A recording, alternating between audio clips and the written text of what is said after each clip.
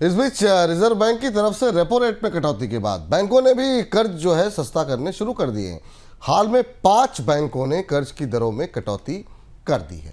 सरकारी बैंकों में bank of Baroda, Punjab national bank, bank of India और यूको बैंक ने कर्ज की दरें घटा दी हैं।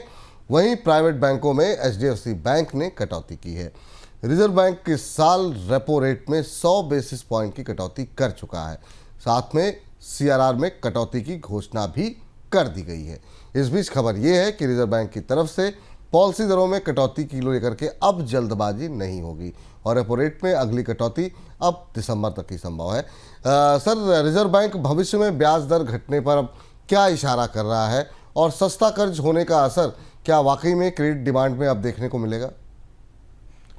आरबीआई का इशारा समझना जरूरी है। आरबीआई ने एक मुश्त इतनी बड़ी कटौती कर दी जिसकी उम्मीद शायद आप 2-3 किश्तों में करते थे। 50 बेसिस पॉइंट की सीधी कटौती कर दी। इसका मतलब यह है कि भारतीय बैंकों को, कर्ज लेने वालों को और उद्योगों को अब कम से कम 2 तिमाही किसी कटौती की उम्मीद नहीं करनी चाहिए, क्योंकि 2 तिमाही का मतलब एक तो तिमाही इसमें कवर हो गई जो कटौती अभी आई है, एक इसके बाद की और एक दिसंबर की तिमाही। दिसंबर वाली तिमाही में जाकर आरबीआई शायद ब्याज दरों में कोई कटौती या चेंज करेगा जो कि अगले क्वार्टर के लिए होगी। तो अगले 6 महीने विपुल जी अब पॉलिसी एक्शन नहीं होगा, कोई पॉलिसी एक्शन मिसिंग होगा। और यह बेहद दिलचस्प है देखना, क्योंकि एक मुश्त फ्रंट लोड करके ऐसी कटौती आरबीआई ने ब्याज दरों में ऐसी कटौती पहले कम की थी। पर इसमें और दूसरी चीज जोड़ लीजिए जो आरबीआई का बाजूका कहा जा रहा है, सीआरआर में कमी जो कि क्रमशः होगी।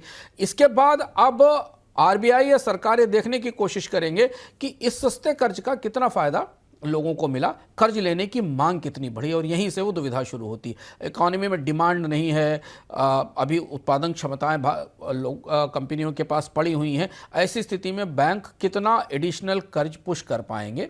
हालांकि ब्याज दरें कम होने लगी हैं, 10% से नीचे के करीब पर ब्याज दरें आना शुरू हो गई हैं है कई सेगमेंट में, लेकिन फिर भी अभी देखना होगा कि कर्ज की मांग में आने वाले समय में कितनी तेज बढ़ोतरी होती है इस सस्ते कर्ज के बाद, क्योंकि रिजर्व बैंक ने अपना काम कर दिया है। हाँ, अगर परोक्ष रूप से देखें तो इस रियायत से सबसे ज़्यादा राहत सरकार को मिलेगी, क्योंकि सरकार सबसे बड़ी कर्ज लेने वाली एजेंसी है, तो उसके लिए ब्याज दरों में कमी होगी तो सरकार के राजकोषीय घाटे पर इसका सकारात्मक असर पड़ेगा।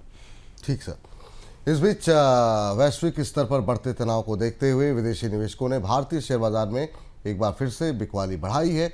जून के पहले हफ्ते के दौरान एफपीआई ने भारतीय शेयर बाजार में 8700 करोड़ 8700 करोड़ रुपए से ज़्यादा के शेयर बेच दिए हैं। अमेरिका और चीन में ट्रेड को लेकर के बढ़ते तनाव तथा अमेरिका में बॉन्ड यील्ड में हुई बढ़ोतरी की वजह से विदेशी निवेशकों ने भारतीय शेयर बाजार में बिकवाली की है। सर, इस तरफ आप पहले भी बातचीत कर चुके हैं, इसको लेकर के इशारे कर चुके हैं, लेकिन आगे चल करके विदेशी निवेशकों की तरफ से क्या रणनीति दिखाई आपको दे रही है, खासतौर से जो घटनाक्रम शुक्रवार को रहा? देखिए, बॉन्ड यील्ड बड़ा दिलचस्प है और पहली बार अब लंबे समय बाद ऐसा देख रहे हैं कि भारत में बॉन्ड यील्ड्स घट रही हैं। 7% के आसपास 7.62% के से घट के 6.25% के आसपास बॉन्ड यील्ड आ गई, जबकि अमेरिका में ट्रेजरी यील्ड बढ़ रही है। जो सबको पता है, अमेरिकी अर्थव्यवस्था पर दबाव है, घाटा है, विदेशी निवेशक बाहर निकल रहे हैं, डॉलर कमजोर हो रहा है। तो इस स्थिति में बॉन्ड मार्केट एक दिलचस्प तस्वीर देख रहा है जिसमें कि हम डायवर्जन देख रहे हैं। आमतौर पर ऐसा नहीं होता था। दूसरी तरफ विदेशी निवेशकों के लिए फैसला करना थोड़ा मुश्किल हो रहा है, क्योंकि अमेरिका में बॉन्ड यील्ड बढ़ने के साथ उन्हें भारत में निवेश करने के अपने फैसले लेने में कई बार सोचना पड़ेगा। इसलिए मुझे यह दिख रहा है कि भारतीय बाजार में तेजी के बाद जैसे ही तेजी आती है, विदेशी निवेशक बिकवाली के लिए आते हैं और मुनाफा वसूली करते हैं, और यह क्रम आने वाले समय में हमें दिखाई देता रहेगा, क्रमशः चलता हुआ, कि जैसे जैसे भारतीय बाजारों में थोड़ी तेजी बनती दिखाई देगी, विदेशी निवेशक मुनाफा वसूली करेंगे और बिकवाली करेंगे।